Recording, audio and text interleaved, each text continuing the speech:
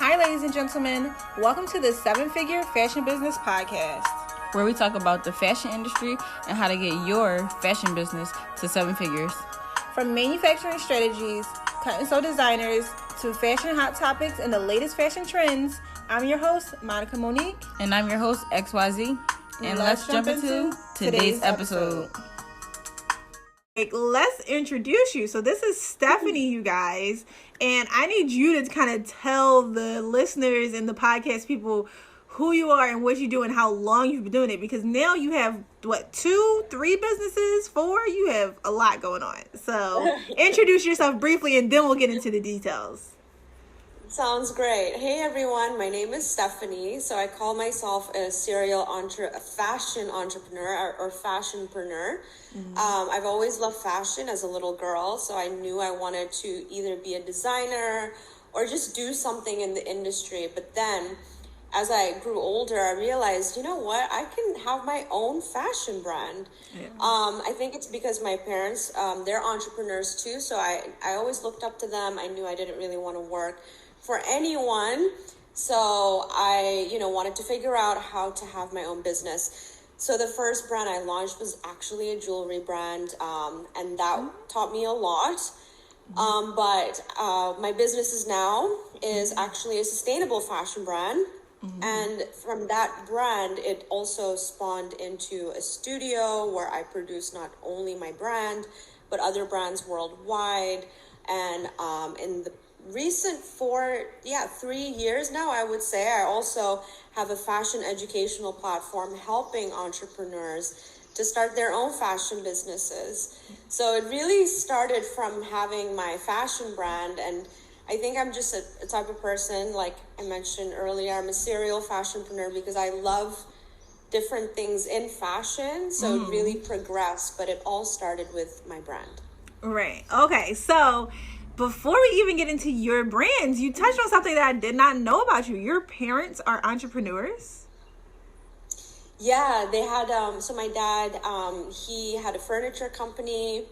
So, that was cool, but I was not into furniture. Right. So he was with my mom, and they were doing their designs and also doing doors and windows and things like that. But yeah, I think I just was I want to have my own business too. But I always love fashion.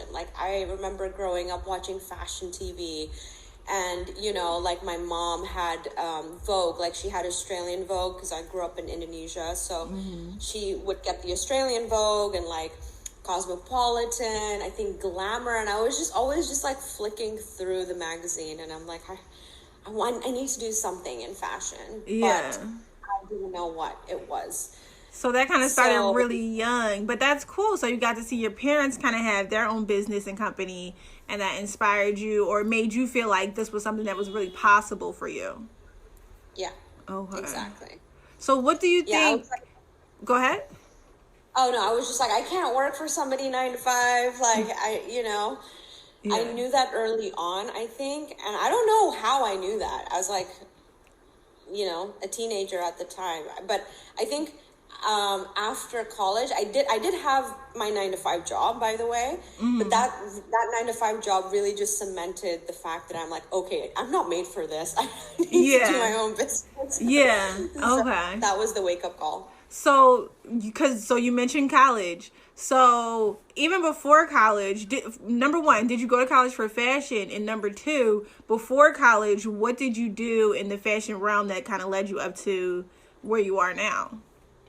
So I remember in middle school, we had these shows and, where you lip sync on stage and you can dress up as Madonna and I don't know what, because I grew up in Indonesia, right? And it's a little bit different, but we had these I guess shows that as a kid you can, pick a song and then be that artist and sing. So I would do that, and I was Spice Girls, Madonna, and I would always make my own costumes. Really? And I remember I would go to the fabric stores, and even because my grandma, she used to tailor her clothes, so I would go with her, get the fabrics, and then design my own outfits and ask the tailor to make it. So I always was into my get up.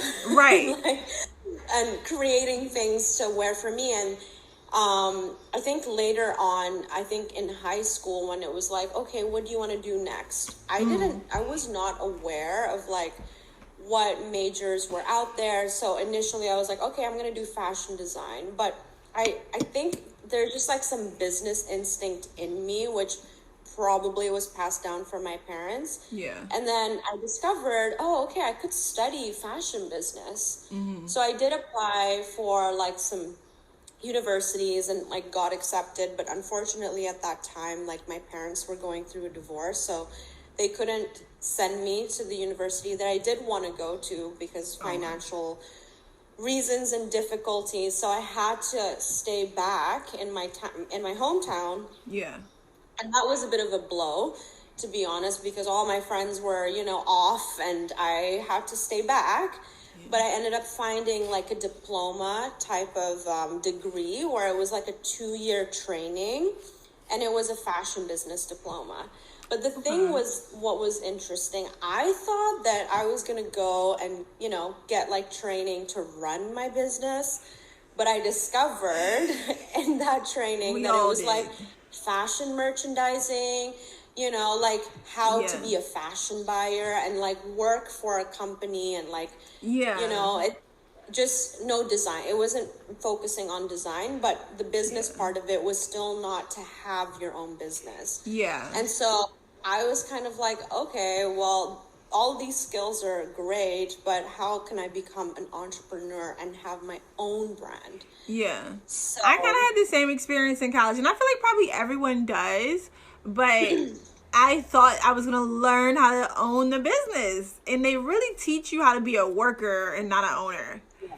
And I just eventually, I think by the time I got to maybe a year before my graduation, I just had to cater all my classes and kind of edit my own classes into what I needed them to be. So I started to elect to take extra classes in entrepreneurship because I was like, I'm not going into this to work for somebody else. So it sounds like you kind of had the same experience. Yeah, I did. And I think, it's very interesting. They make you be this worker bee, but entrepreneurship, you kind of have to learn it from doing and through, like taking action and not being afraid to make any mistakes. Yeah. So eventually you went to college.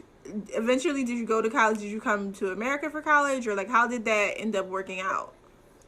So actually, after that diploma program, which they kind of call it a college, but it's not like you get a bachelor's, I couldn't actually afford to continue on my studies, so I had to get a job. So I ended up moving to Bali. And because I already had this diploma, I could apply for like some entry-level fashion jobs. So I found a role as a visual merchandiser in a company here in Bali. And at the time, there weren't that many fashion brands. Now there's so many brands that produce here, that are from here, like, and are selling worldwide. But this was a resort wear company. I'm really grateful for that initial job. Of course, my boss was really lovely, but at the same time, I was a visual merchandiser, and it just wasn't really like what I wanted to do. Right.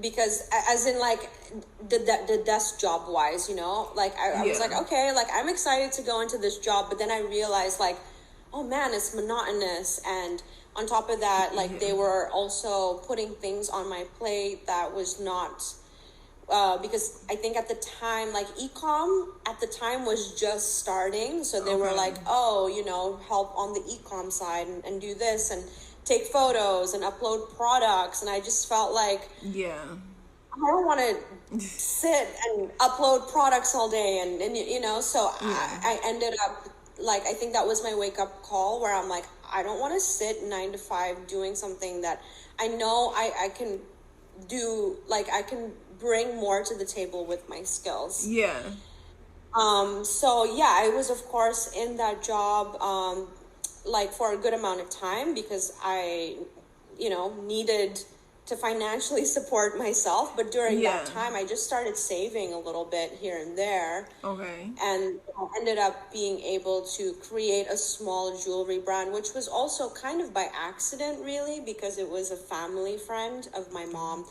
who had a jewelry line, and he knew, hey, you know, you love fashion, so why not come to the workshop, have a look at how things are made. So that really inspired me more, seeing that, hey, like, I have these resources here in Bali to do this. Yeah. And so I started just doing a small, like, jewelry line on the side through, like, his workshop, making a few designs and then selling it through some stores here. So I was still able to, like, do my 9 to 5 while having, like, my little jewelry line selling in some stores here in Bali. But even that is kind of cool, because how did you come up with the idea yourself? Did he tell you, like, oh, try to pitch this to stores? Like, how did you get it in stores? I think at the time as well, like, well, you know, my designs were quite, like, young and fresh, and in Bali at the time, like, it was a lot of resort wear, so there weren't, like, many options. So I made something that really did stand out. So when I approached a store, it was like, oh yeah, this is cool, you know. And of course, like, when you're young, you're just going in the store, you're like, hey, you know. I think, like, when you're the owner and you can be very passionate about your brand, like, people just vibe with that. And so, yeah, I think I kind of winged it and was very naive, which is great. And just went into these stores, and then they were like, okay, let's trial it out. So that's really how it started. I wasn't selling at this time, like, people weren't buying things online here. I just wanted a creative outlet, and you know, that jewelry brand, which is called Rebirth, you know, my family friend, obviously, with the workshop and everything, like, I saw I have access to that. I really started so small and learned kind of, like, how he was doing it, but he was doing it way bigger because he was exporting to stores in France, and I just wanted to, like, you know, have something. And that something slowly turned into, you know, something more, and then eventually it was the key that allowed me to leave my 9 to 5. So that's a little bit of the backstory. That's really cool. Okay, so, and this is still all before you went for school? Oh no, this was after, like, I went to the school in my hometown, Jakarta, which is the capital in Indonesia. Because that school was like a 2-year diploma, and you know, after that diploma, I had to either get a job or, you know, I wanted to further my studies, but I couldn't afford it. So that's why I moved and got a job in Bali. And, yeah, and I think I was in my 9 to 5 job for over a year or so. And then, you know, my jewelry brand, or maybe it was like a year and a half. Like, this was early 2010, 2009, like, you know, timelines. But, yeah, like, my jewelry brand was basically like my side hustle. And then it kind of took over. So I was like, okay, I'm confident to leave my 9 to 5. And so I left my 9 to 5. But then I also discovered, I'm like, oh, damn, like, it's hard, you know? And at that time, like, then relying on my jewelry business, like, I had to really, like, get into more stores, build a website, and back then there was no Shopify, so being a brand owner back then was even harder because you're working with, like, developers and you're designing your website and trying to figure it out, like, no plug and play, you know? So plug and play.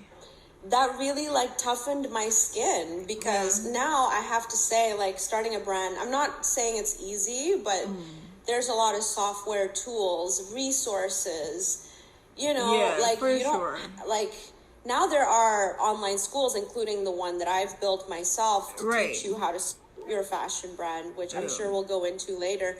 But back then I didn't have any resources. There was not even like YouTube videos. Yeah, and it's crazy that you didn't even learn that in your diploma. Like, you didn't learn any of the skills to create that brand. So tell me how the jewelry line turned into a fashion line.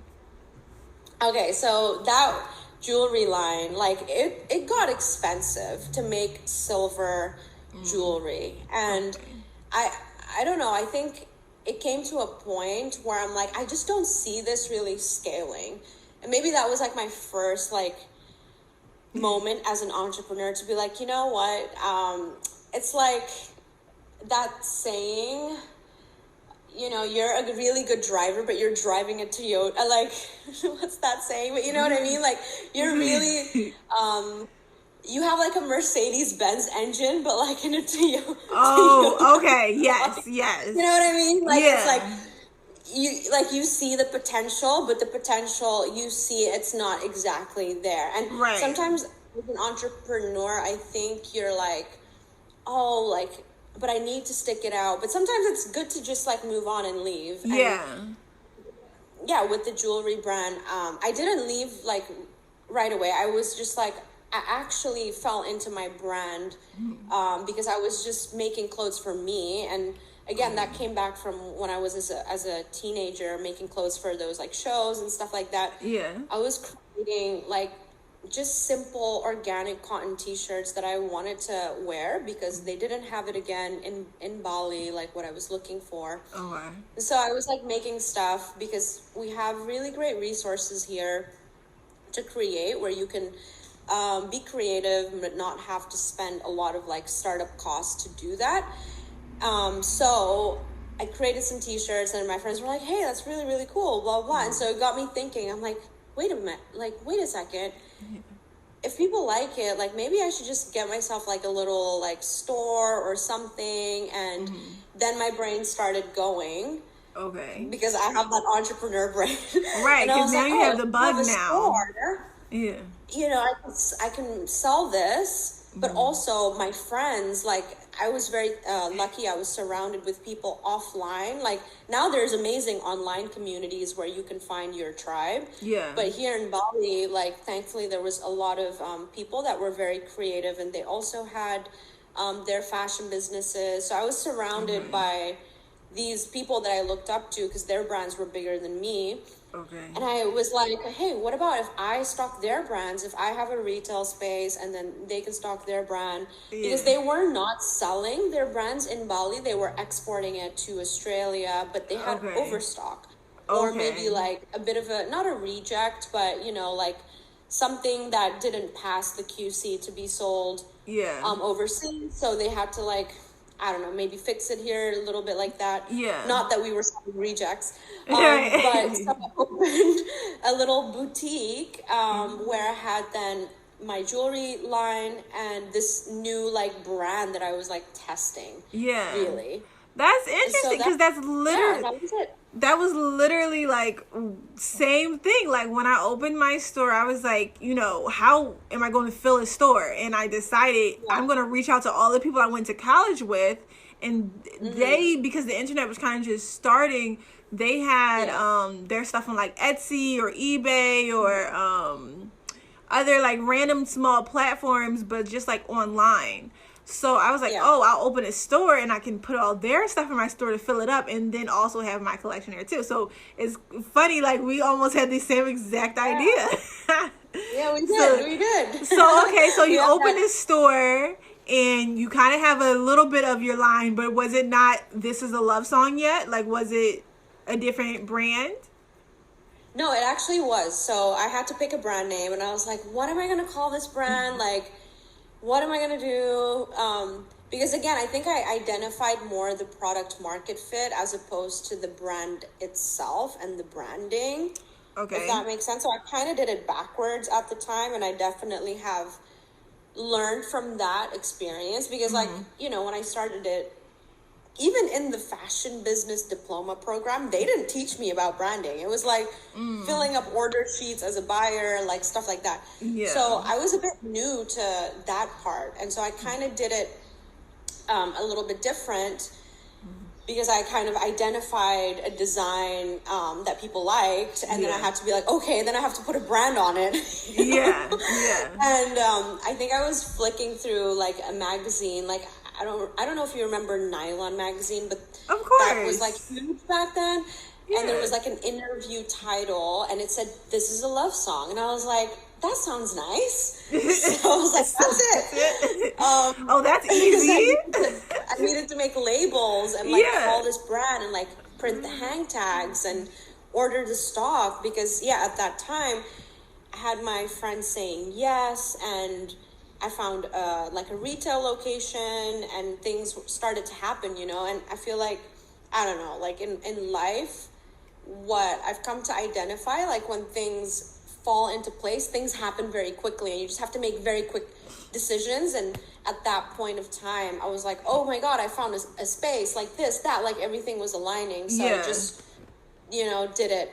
Yeah. And I mean, now I would definitely do it differently. Like, I think, the fashion industry has changed so much, but like you mentioned, back then, there was no Shopify when I started. Yeah. There was eBay and like Etsy and those things, but the whole like retail space was so different. Extremely different. So okay, so you have the store, you have the name. When did you feel like you finally had a brand? Like, when did you feel like, okay, I know who my market is, I know who my customer is, and now I'm going to start doing these similar styles. I know what my fall looks like, I know what my summer looks like. When did that start to happen for you?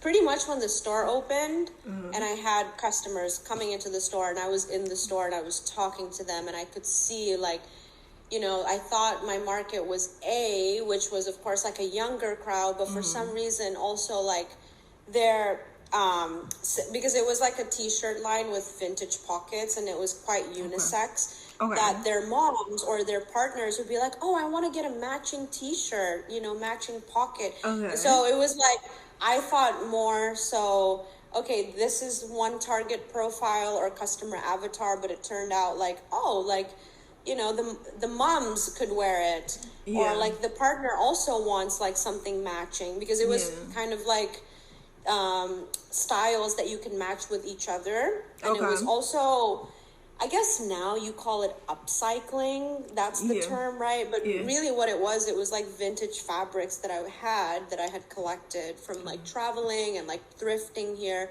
that I cut up into these pockets. So the pockets were very, very like one of a kind. Yeah. And so being in the store really like gave me that feedback like every day, because at that time I couldn't afford a shop, girl. I was like, I was in the store, and I think that's really actually a blessing, because then you get very close to your customer. Yeah. So I was able to understand what else they wanted as well, like besides what I initially created, Yeah. And I think at that time as well, I was in my early 20s. I was also doing events, and these events with the product and people coming to the event wearing the product, that became the brand and the lifestyle of it, Yeah. Because it wasn't just about like, okay, like cute, these are things that I want to wear, but also like who, like what does it represent? And we had like the events and the community behind it. Yeah. So, because again, back then there was no Instagram, right? It was like Facebook, I think. So there was Facebook. I remember making photo albums on Facebook with all the stuff, and like Facebook events of like parties that I was throwing, whether it was in the store or whatever. Yeah. And then you invite people through Facebook, and then they like RSVP on there and everything. Yeah, I don't know if people still do that. I don't think so. And even like people go to the event, then you take pictures, and the next day you upload those photos, so people go back to the page and like, oh my God, like, oh, that's my photo, and then repost it. The good times. Yeah. But I mean, now when you have an event, you post the pictures on Instagram or like just in your stories or something. Yeah. But it doesn't last as long, and I feel like I miss I miss the where it stayed forever. Like I can still go back and look at my albums on Facebook and remember those times. But nowadays it's like I have to look just on my phone. Yeah. You get the Facebook memories sometimes, and it's like, oh wow, blast from the past. So when it started to go from t-shirts to, did it go directly to from t-shirts to pants, swimwear, and other stuff? Like, what was your first thing that you ventured into after the t-shirts? So yeah, that's a really good question. Like, of course we got I was in the store, so I got the feedback from like the customers, what they wanted and things like that. So I actually just, again, because I'm a creative person, I needed to have a creative outlet. I was like, I'm just going to make a collection for fun and, put it maybe in the store and just, test it out. So I just designed like a collection where it was a little bit more like of a premium line. So not like, I guess, a basic everyday wear type of line. Yeah. So in that collection, there was, shirts, some dresses. I did like shorts because, I was still catering to Bali. Yeah. But the collection had more of a storyline. Okay. And I don't remember how many pieces, but it was a solid like range. Okay. And so I created those samples, did a photo shoot and everything, and then I made a simple like catalog. I think it was like InDesign. I don't know. There was no Canva, so again, InDesign, super complicated. Yeah. And then like I sent it to, because again, I knew that my friends here were wholesaling, like outside, they were exporting. So I was like, I want to do that next, like I don't want to just sell in Bali, like I want to have my stuff overseas too, like these guys, so I was very like inspired by my friends who were doing like bigger things with their brands.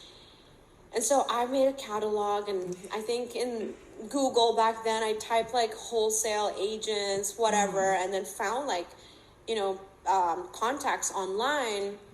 So I just started sending out like the catalog that I made. And was the catalog of models wearing it, or was it just like the clothes laying down on something? No. I did do a photo shoot because like, what I did was like I had friends who were modeling. So I was like, hey, like let's shoot, you get really creative. Yeah. So I set up a shoot, and, I love like a little bit about me that maybe you guys don't know as well. I think if I didn't do fashion, I would be a photographer. Like I love photography. I have a lot of cameras. Yeah. I was an ambassador for a camera brand as well, actually. So photography and of course having a brand, like it kind of goes hand in hand, It really does. It really does. Like I was able to thankfully take some photos myself, and like the content creation aspect is of course even more so important now. So having that eye, it's helpful, right? So at the time I was like, okay, I want to shoot. Like it was really just a creative outlet for me, and I didn't think of anything too far. I was just like, I want to make a collection. I'm going to see what the response is in the store, and I'm going to send out catalogs to some people. Right. And so that was, again, like, didn't know really what I was doing, but I just went for it. And then I had an agency in New York actually respond, and they were like, oh my God, we love the collection. We want to work with you. Yeah. This is great. Like, and I was like, what? Okay. And literally, I think things were aligning because I was booking a flight to New York, and they were in New York. So they were like, great, let's meet, bring your samples, let's set up a meeting. And so it was me, little girl, like bright lights, Big Apple, like Sex and the City moment, landing in New York, never been to America, brought my samples, and had this meeting with this like wholesale agency in Broadway, I think at the time. Yeah, it was in Broadway.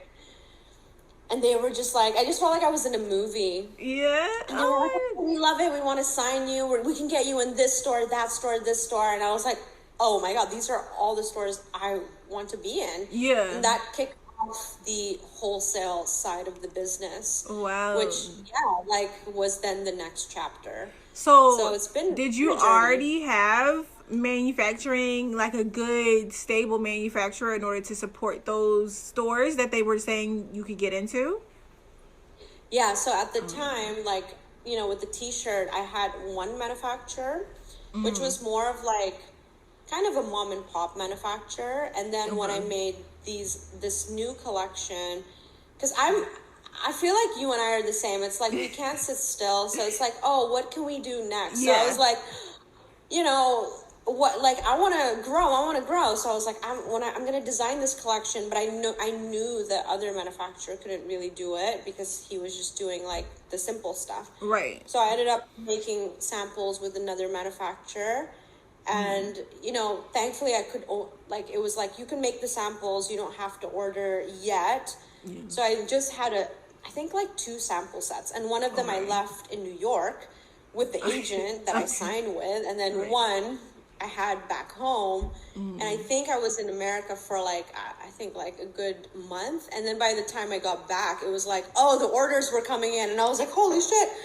Okay, now I have to get to work. And that was definitely tricky because at that point I didn't work with a manufacturer at that scale of processing orders of that quantity, because when I had the store, it was like, okay, I'll order like 10 units here, maybe 20 there, like, you know, like smaller stuff, and you do stuff more consistently. But this was like, okay, order for Nasty Gal, like 500 dresses, then 1,000 here. And it was like, okay. Right. So that was, and those were real orders that came in. Like, you did have an order from Nasty Gal, right? Yeah.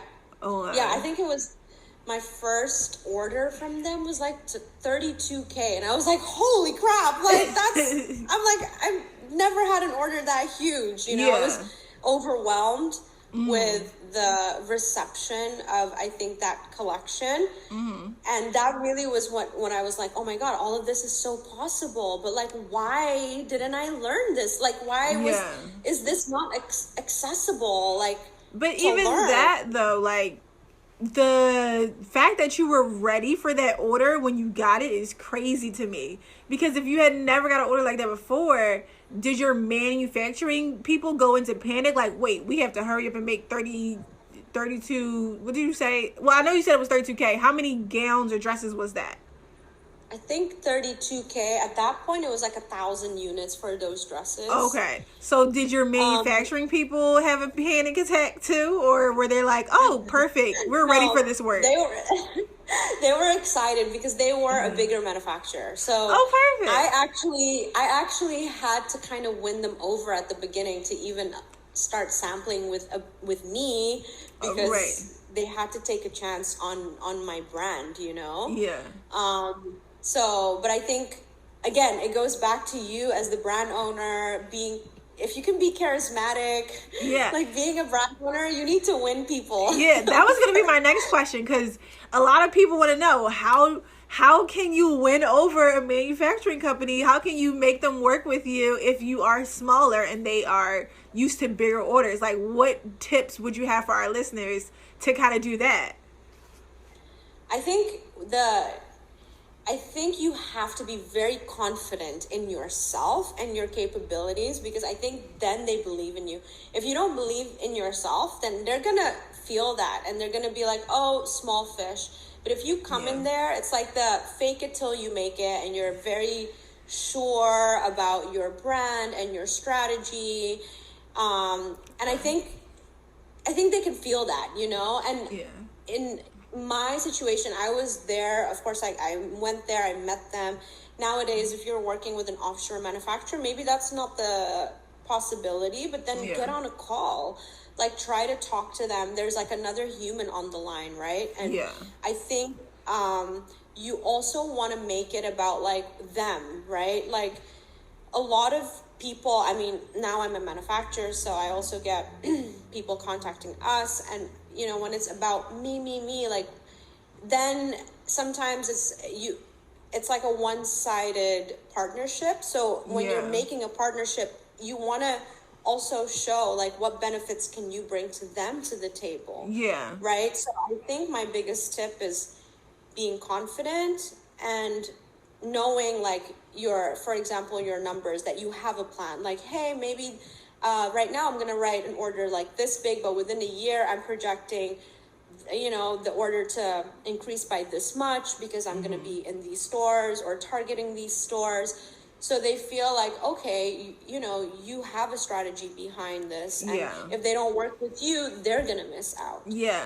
And it's also about appreciating them in a sense that when, you're meeting with them and asking them questions, it's about being respectful, but also wanting to work with them and ask them, how can, what would you expect from me? So it's not just a one-way street. Yeah. And I think that's with anything in life, really, Yeah, no, I agree. I think those are really good tips. Because I don't know if people really think about it. Like, they probably do think, oh, I should sell them on who I am and, like, what I do or whatever. But really, your manufacturers or any team that's going to be working with you, they want you to care about them, and their workers and their, profit, too. You can't just say me. You have to also say, like, and I want your company to grow, too, and I hope that we can grow together. Exactly. Yeah. So I think, that's really my biggest tip. And as the owner, being humble, confident. Yeah. And if you want to work with someone long term, like really building a good relationship and building that trust both ways. Yeah. So let's get into, so you got into these big stores, you got the wholesale contract, you had your Sex and the City moment in New York. Now, is being in all those stores what led to some of your celebrity placements? Because you got on, Rihanna, Miley Cyrus, Kylie Jenner. Was it because of you being in those stores, or was it you doing outreach to them, or like how did that kind of happen?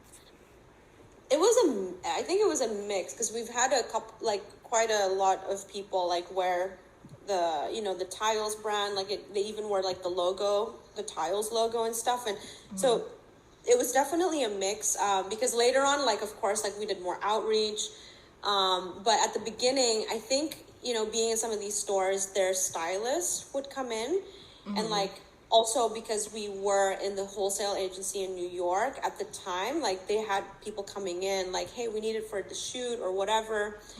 And so sometimes you don't even know, where they get it from. And then you're like, oh, somebody's wearing this. And the one thing with Rihanna, she was wearing it walking out of a studio in New York. So I honestly, I think with that one, what happened was, I found her stylist's name, because at this time, she was posting him a lot on Instagram. His name was Melzy. And so I think I found his address and just sent a bunch of stuff. But then I was like, she's probably not going to wear it. And then she wore the jacket walking out of the studio. And at this time, Instagram was it was around, not the way that we use it now. People still were posting food photos. Yeah. There was already a Rihanna fan page, Rihanna Named Me, all these fan pages, and I got tagged in the fan page because they located the brand. They these guys are detectives. Yeah, they are. And they were tagging, and I was like, oh my god! And then I opened Daily Mail, and then we were tagged there, and I was like, oh wow. That's crazy. Yeah. So that was one way, but other than that, I did some trade shows in Vegas, and Ceza at the time, she just started her career. She walked in the booth, we chatted. She loved the collection. I was a lot more active back then, being in events and. What year was that? Sorry? What year was that when you were in Vegas and Ceza? That was 2015, 2014. Oh, wow. Okay. Yeah, I did some trade shows there. So again, I just was okay, I want to do, as I'm wholesaling, I was spending more time in the US as well. Whatever moment I can, especially because the collections, I think there was autumn, winter, and then spring, summer. Now my collections are more trans-seasonal. But back then, it was those two drops, and so I would always go to the U.S. then to kind of be there and like do something around the collection, and that really helps. So through that I met some stylists who I became friends with as well. And then you know, to get on a celebrity, sometimes like you want to send it to the stylist. If they like it, they'll put it on the the celebrity, right? And so I think with some of the music videos that we've gotten into as well was because, oh, hey, like this piece would look really cool for this video. Right, and the stylist already had it in hand.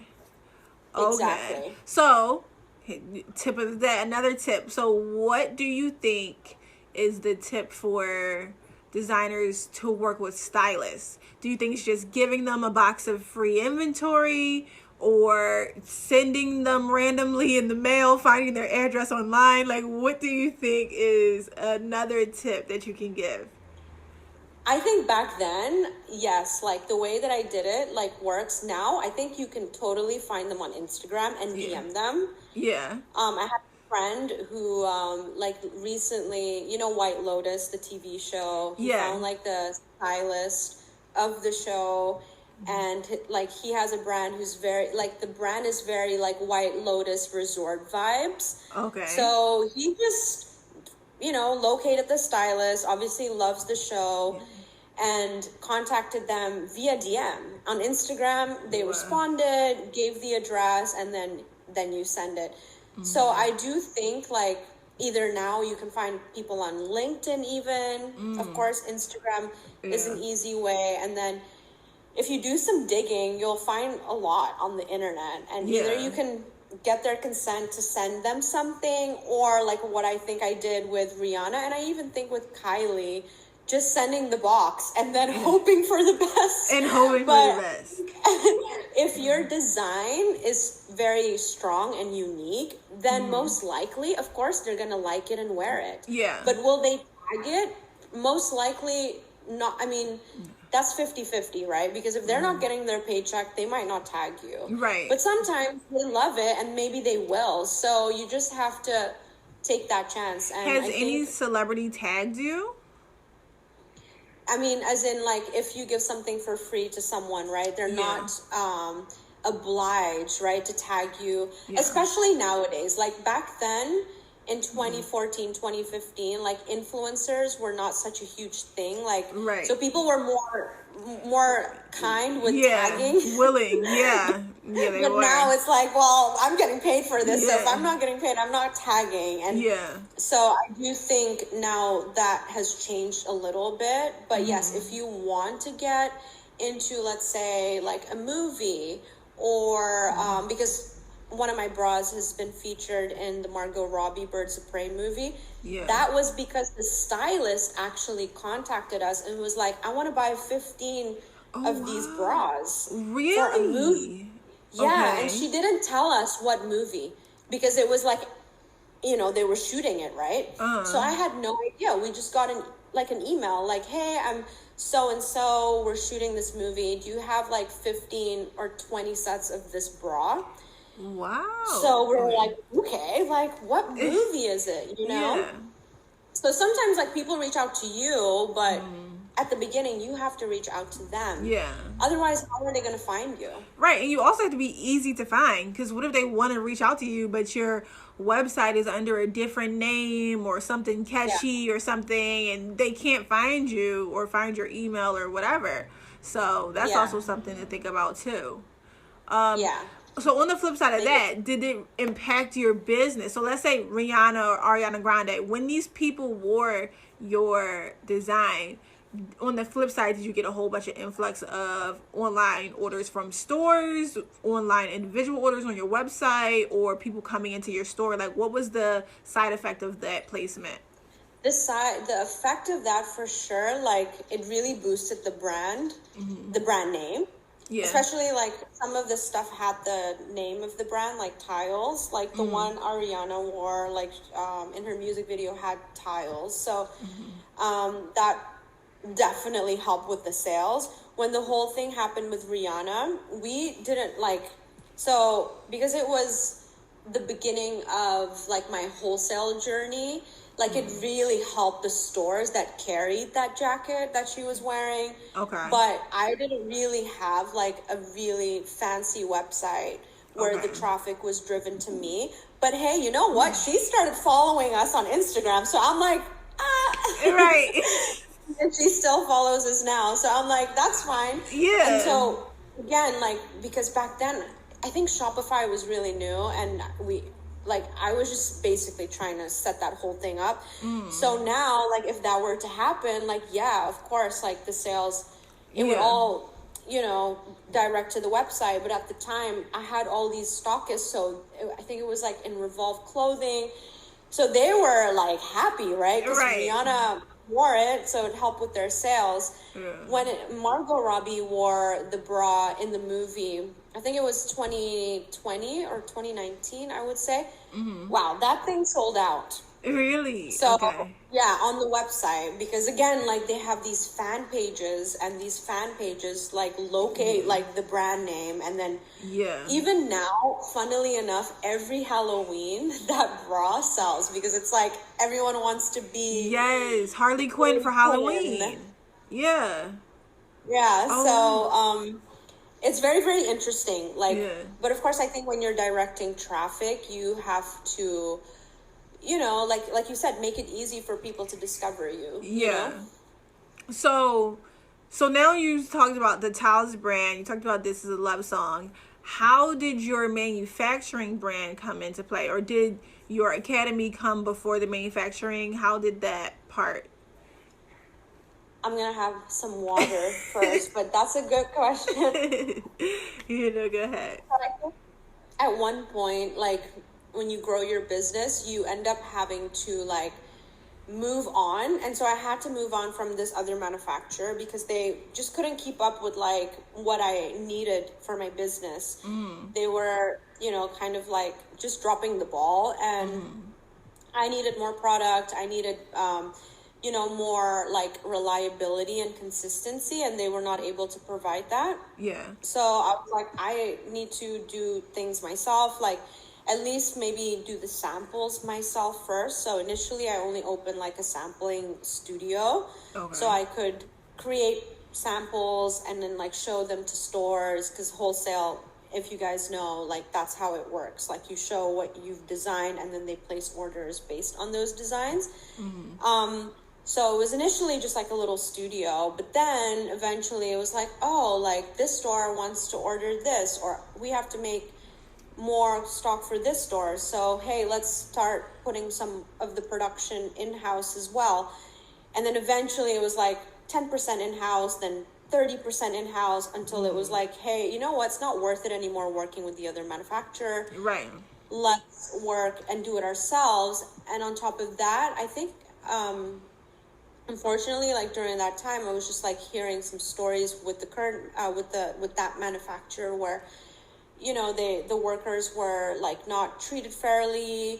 So I started opening up to, like, what does sustainability mean? And, like, what is the type of work environment I want to create for, like, my staff? Yeah. And so I started learning more about that sustainability side of things in fashion, because I didn't quite know about it when I started. So then I guess I had the means to be like, you know what, I want to solve this problem now and create, like, my own studio where I can do things, like, my way and, like, feel good about it and, create, like, a happy environment. And, like, on top of that, also, I guess, they were kind of just being shady. They had some of my designs where, like, they replicated it, like, it was just, like, unethical stuff. And I was like, okay, now I'm really done. I have to go, and I'd rather do everything myself so I can sleep at night. And I think that was also one of my biggest lessons, was I didn't really have, like, agreements with the manufacturer in terms of, like, my designs.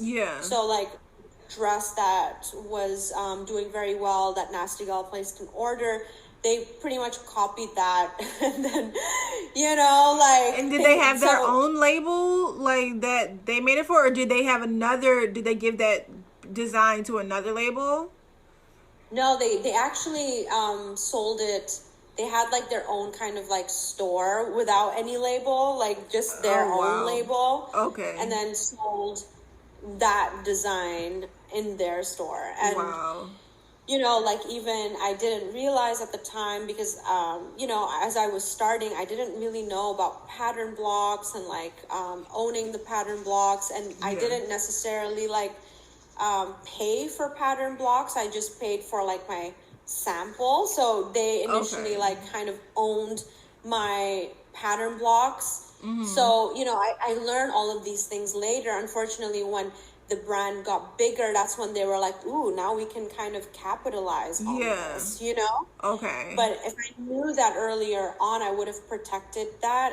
And that's what I also teach inside of like my fashion school, like just all of these things that you, when you start, you don't think about. You're like, oh, like free samples or whatever. And then it's like, yeah, if it's free, it comes with a cost later on. And your manufacturer might copy you. So you know? for those people who might not, so for those people who might not know or be aware, if you don't own your pattern, like you said, like you just get a sample made, like your manufacturing company makes a sample for you, and you say, okay, great, I love this, put this in production. That means that they own the pattern that they came up with. And they can use that however many times, however many ways they want to. Right. Yeah. Okay. I mean, like, of course, if you had an agreement, maybe that's a different story if it's included in the sampling fee. But I guess, you know, when I kind of was like, hey, I'm moving my manufacturing, can I have my pattern blocks? And they were like, oh, like you never paid for them. So they're ours technically. Yeah. So I was like, I'm happy to pay for them now, you know, but then now it's too late. They had already copied this one dress because they saw that it was doing so well. Yeah. So yeah, like I learned it the hard way because at the beginning I didn't ask those questions, and I wanted to work with them, and you know they also I guess weren't really upfront about it, and I was like, okay, like this is cost efficient, like because sometimes at the beginning you might go for maybe a cheaper option, but it's not like always the best option. So I know that there's manufacturers now that would be like, oh yeah, I give you a free sample, but then you don't really own it, right, until you like pay for it. So that's definitely like something I would recommend anyone who wants to create their own custom design. Like if you're designing something and it's really like for your brand, like protect that design and then make sure like that you can prove the ownership of it. Okay. So now you have all these keys of your business kind of putting together all these puzzle pieces. You have the manufacturing, you have wholesale in these stores. Did you still own your clothing store at this time in Bali too, as all these new things are happening? So you have the clothing store, you have the line, you have the website, you have a manufacturing company. What made you then think, I need another business where I am teaching people how to have a fashion company? Because this is like business number 7 here. Oh, no. So obviously, like all of these businesses, like they are related. And I'm not going to say like I do everything myself. Like, no, like I've done it that I've built like a team, you know, like I don't do everything. Like I just earned the art of delegating, which I can also talk your ear off because I've learned a lot there too. The good and the bad. But yes, like it also took time, guys. Like it didn't happen overnight. Like this is a progress. I had my brand for like several years, then opened my manufacturing. Like I think it was like the 3rd year, you know, stayed relatively small until like I ended up, you know, providing that service for other brands. And then what I call the SYFB Academy, which is my online fashion business school, like that came about in 2020. So that was years after the studio. So there has been, you know, like I've been in the game for a while. Right. So every part kind of had years in between. So Yeah, like I don't think you can build 3 things at once. Like you have to build one thing, master it, or get to the point where you can then, maybe have somebody run it. Yeah. Of course, you have to oversee it, but then you can focus on building the next thing. But you can't like build 3 things at once. So like I'm not here to tell you that you should do that. Like my journey was over a span of like almost 12 years. Like the whole, the phases of starting a brand and having my own manufacturing studio to then leading to the SYFB Academy, which is the online fashion business school, which I think, maybe you guys have seen the other podcast episode with my co-founder, Phil, actually. Yeah. And, if not, definitely watch that because he explained that we started it because of the pandemic.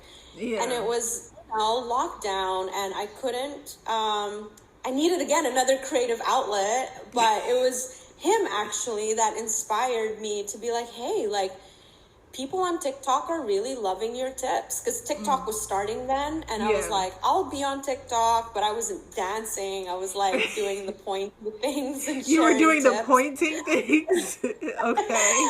And people were like, this is helpful. And he was like, you have all of this knowledge and you already work with clients one-on-one.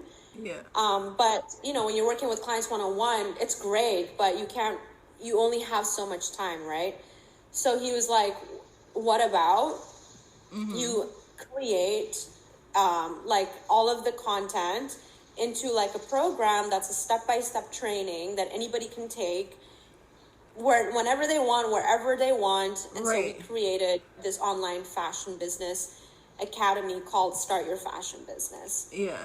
And I don't think that would have happened if it wasn't for lockdown, because we were locked in Bali and we had a lot of time and, like, what do you do? Like in lockdown? All right, I wrote a course. Right. That's what you're supposed to do in lockdown. I did not know. You're supposed to create a course if you're in a pandemic. No, but I just love sharing my knowledge and like guiding people. So it was the next logical step. And I think it's also like, I've grown a lot like in my entrepreneurial journey, and I really wanted to like find a way to like give back, because fashion can be very surface level, which is, I love that. Like I'm all about the aesthetics and stuff, but I really just like my purpose, like there was something kind of missing. Yeah. And I found the joy of, or like my purpose in also kind of teaching the things that I've learned. Yeah. That I, like, it's like, I want that the person who's maybe like that teenage me that wants to start a brand to be like, I can do this too. Like she did it. Yeah. And then telling them like, okay, well, you got this. But these are the mistakes I made. Mm-hmm. And now you don't have to make them because I did it already. Yeah. So I love that. So was it an immediate success? Did people from your TikTok transition to your course?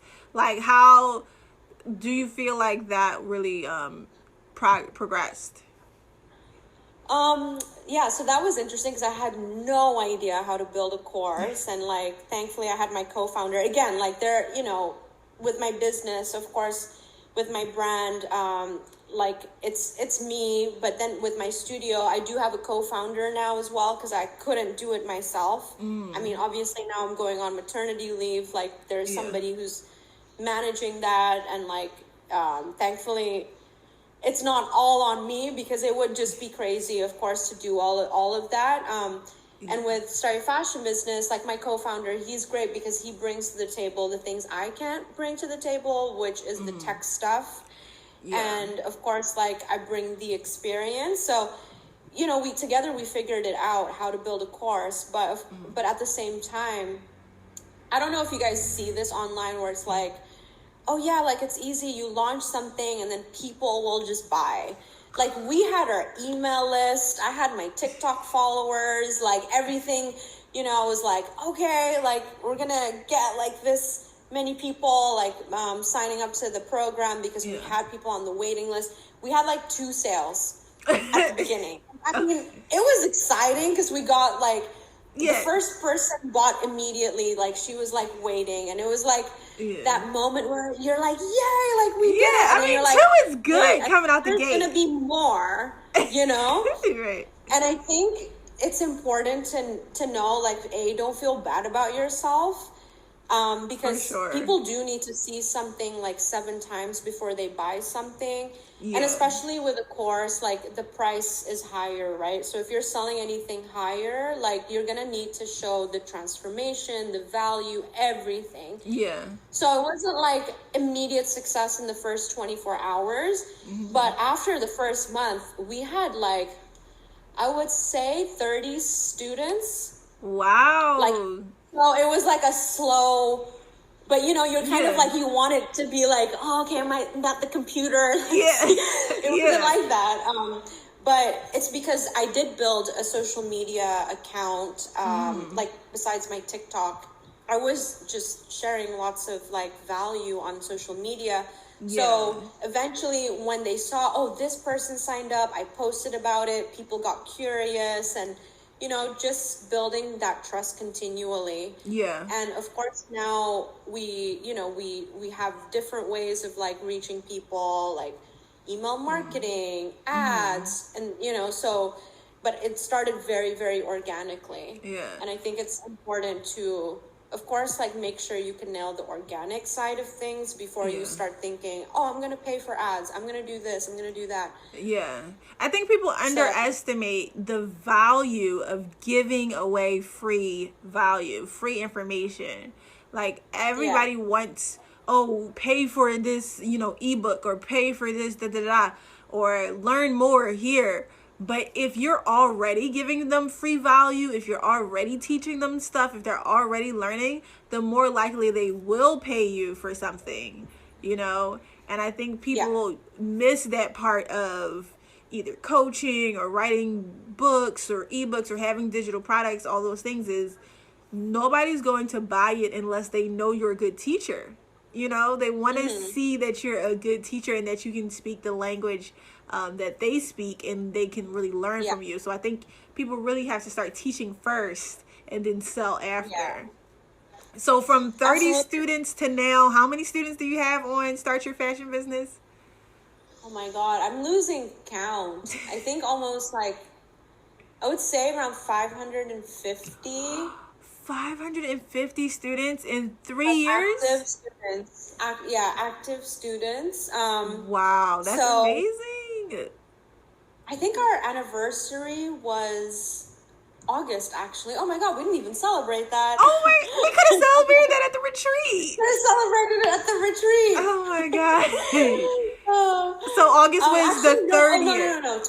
August 2020 was when we like got our trademarks and everything. Okay. But when we launched the program, it was October. So the anniversary is coming up. Okay. And like what you mentioned earlier about like giving free value, people are scared or like they're gatekeeping. And like, I think, you know, if you have something to share, like don't be scared to actually like share it, because then it's that scarcity mindset. Yes. Because people want to trust you, and you know, actually sharing will like build that relationship as well, you know. And that's why like I have a free training. Even like I have a free training where people can just sign up and like learn, and then if they like it, either they want to learn more from me and work with me, or if they're like, well, you know what, don't like her, she don't like how she speaks, then that's fine too. You can't please everyone, right? But you know, you want to, I think sharing is not just caring, but it can also bring something back for you and your business. Yeah. So I kind of want to end with this because we are already a little bit over time, but I do want to end with one thing that you said that I feel like is really important for every entrepreneur to get in the habit of, and it is delegation. So I want to end with you kind of giving the people some points of delegation. Like you said, you have, this is a love song brand, you have towels, you have, the manufacturing, you have your fashion business. You start your fashion business, and I'm pretty sure all of them require some bit of delegation from you, so you don't feel so stressed out. So what are some pointers that you can give to designers, business owners on delegating and like how to get more comfortable with that?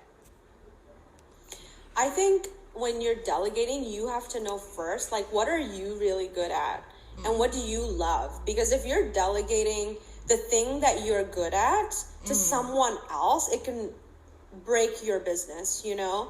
And I've been in that position before where like I love doing calls. I love like talking to people, and I was delegating that to someone because I'm like, oh, well, you know, if I need to do the more important stuff, but actually that was the important stuff that I needed to do that will bring me more business. Yeah. So, you know, like sometimes we listen to people or see how they run their business and we're like, oh, we have to do it this way.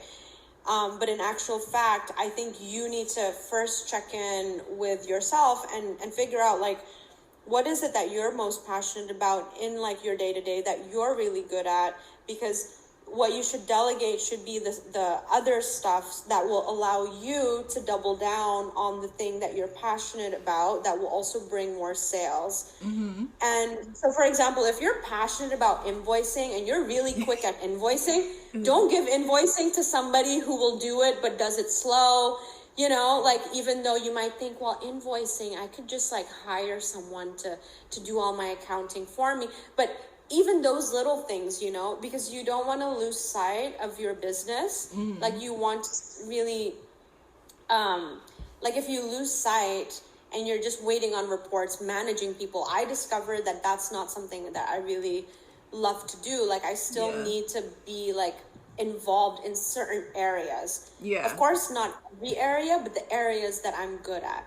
So what I've learned with delegating is don't delegate the stuff that you love and that you're good at. Because you need to keep doing that. That's what's going to continue growing your business. So if you love showing up on social media, then don't hire a social media manager or a content creator just because somebody tells you to. Right. You know, you should focus on that.